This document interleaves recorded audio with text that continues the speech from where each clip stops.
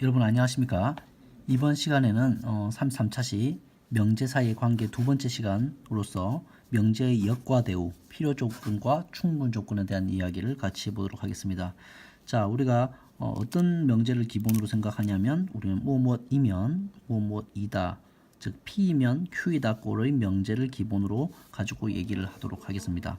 명제의 역이라고 하는 것은 우리가 앞에 있는 이 무엇이면에 해당하는 족 가정이죠.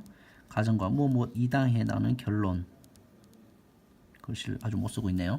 자, 가정과 결론을 뒤집는 것.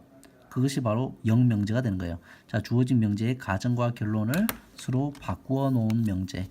가정과 결론의 위치를 서로 바꿔 놓은 명제를 우리는 명제의 역이라고 말합니다. 그래서 명제 P이면 Q이다 꼴의 명제의 역이라고 하는 것은 Q이면 P다를 말하는 거예요. 자, 그래서 예를 들면 명제 x는 1이다이면 절대값 x는 1이다 라고 하는 이 명제를 우리가 역을 취하면 절대값 x가 1이면 x는 1이다 라고 쓰시면 되는 거예요. 자, 또 x가 1보다 크다이면 x제곱은 1보다 크다이다. 이것의 역을 말하면 자, 역명제는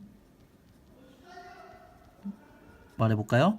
그렇죠. x제곱이 1보다 크다이면 x는 1보다 크다 이다가 되는 거죠. 참거짓까지 판단하라고 하네요. 참거짓. 예를 들면 명제를 얘를 P라고 하고 얘를 Q라고 해볼게요. 그러면 자, 절대값 x가 1보다 크다를 만족하는 것은 어디 부분이에요? 1보다 큰 영역도 있고 마이너스 1보다 작은 영역, 이 두 부분이 바로 P에 대한 진리집합 부분이죠. 그 다음에 Q에 대한 진리집합은 x가 1보다 크다. 이게 Q잖아요. 그죠? 자, P가 Q에 포함되어 있습니까? 우리는 진리집합의 포함관계로 나타낸 거죠. P가 Q에 포함됩니까? 포함되지 않습니까? P는 이 영역이고 Q는 요 영역이에요. 이 영역이 더 큰 영역이죠. P 영역이. 그래서 포함되지 않죠. 즉, 역명제는 거짓이라는 것을 우리가 얘기할 수가 있죠. 이런 식으로 우리는 명제의 역도 취할 수 있고 그 역명제의 거짓도 말할 수 있습니다. 아시겠죠? 자, 명제의 대우. 자, 대우라고 하는 것은 우리가 역명제는 우리가 가정과 결론을 바꾼 거였죠. 자, 명제의 가정과 결론을 바꾼 상태에서 뭐까지 취하는 거냐면 각각을 부정까지 하는 거예요. 자, P이면 Q이다를 뒤집으면 자, Q이면 P이다. Q이면 P다. 여기가 해서 역까지 했죠. 여기다가 우리가 뭐까지 취하는 거야? 그 각각을 부정까지 취하는 것이 바로 우리는 대우 명제라고 하는 거예요. 자, 그래서 정리하면 명제의 가정과 결론을 각각 부정하여서 서로 바꾸어 놓은 명제, 이것을 대우 명제라고 말합니다. 그래서 우리가 대우 명제 x는 1이다이면 절대값은 1이다를 대우라고 하는 것은 결론을 먼저 부정해야 되죠. 절대값 x가 1이 아니면 x는 1이 아니다라고 쓰는 것이 우리는 대우 명제라고 말합니다. 자, 이걸로 마찬가지 보기를 들어서 얘기를 해볼게요. x가 1이면 절대값 x가 1보다 크다이면 x제곱은 1보다 크다이다의 대우 명제는 제곱이 1보다 크다를 뒤집으면 작거나 같다이면 x가 1보다 크다를 뒤집으면 작거나 같다이다. 이다잖아요. 이게 대우 명제죠. 자, 그러면 이 가정과 결론에 해당하는 실리집합을 봐보면 x제곱이 1보다 작다라고 하는 것은 마이너스 1보다는 크고 1보다는 작은 영역이잖아요. 얘가 P 조건이고 얘가 가정의 진리집합이고 얘는 1보다 x는 어떠하다. 요거잖아요. 자, 누가 커요? 포함관계가 이게 됩니까? 안 됩니까? 가정의 진리집합이 결론의 진리집합에 들어갑니까? 들어가 있네요. 요만큼 해당할 테니까. 그죠? 이게 맞죠? 따라서 대우 명제는 따라서 대우 명제는 뭐가 된다? 참이다라고 결론을 내릴 수도 있겠네요. 자, 그래서 명제 P이면 Q이다 해서 가정과 결론을 바꾼 Q이면 P이다가 바로 역명제가 되는 것이고, 우리가 가정과 결론을 바꾼 Q이면 P이다에다가 부정까지 취하면 not Q이면 not P이다가 바로 대우 명제가 되겠다. 되겠죠? 명제, 대우 명제. 자, 정리해서 또 보면 그래서 P이면 Q다를 중심으로 해서 가정과 결론을 바꾸면 Q이면 P다는 역이 되는 거고 여기서 대우는 뭐예요?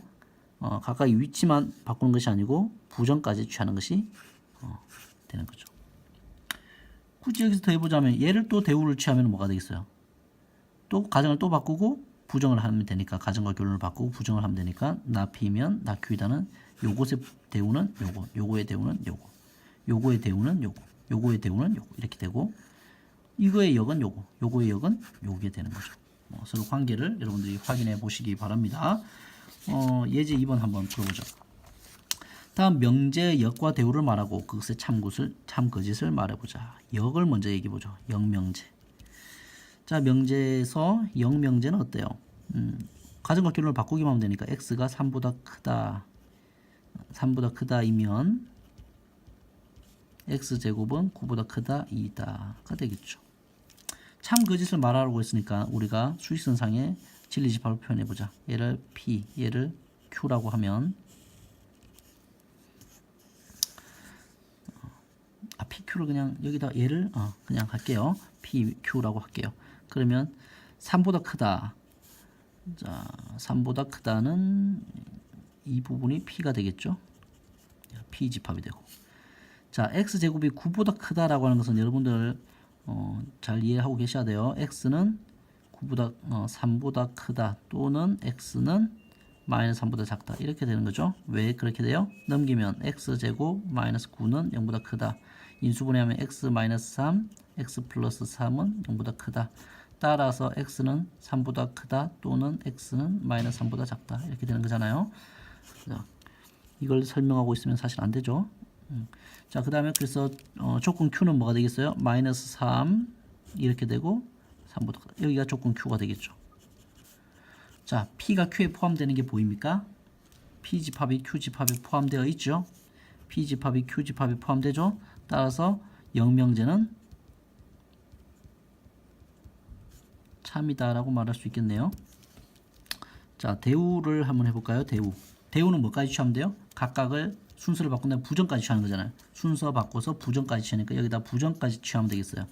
x가 3보다 크다를 부정하면 x는 3보다 작거나 같다 이다 이면 x제곱은 9보다 크다를 부정하면 작거나 같다 이다. 이게 대우 명제가 되는 거죠.